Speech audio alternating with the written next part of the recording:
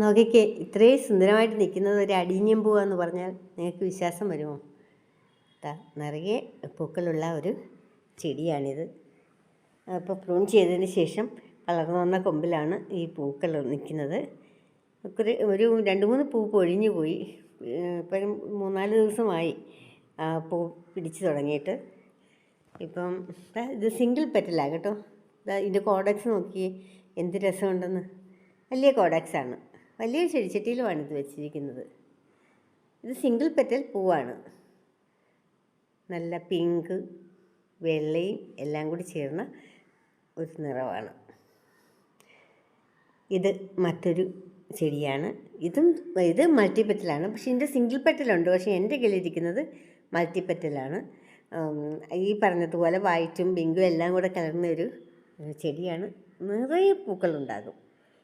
നിറച്ച് പൂക്കളുണ്ടാകുന്ന ചെടിയാണ്. കോഡക്സൊക്കെ എന്ത് ഭംഗിയാണെന്ന്.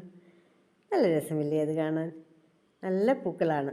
ഇപ്പം ഇതിനകത്ത് കുറച്ച് പൂക്കളേ ഉള്ളൂ, എങ്കിലും ആ ചെടിക്ക് പറ്റുന്ന അത്രയും പൂക്കളുണ്ട്. വലിയ പൂക്കളല്ല, ചെറിയ പൂക്കളാണ്. നല്ല രസമില്ലേ കൂട്ടുകാരെ?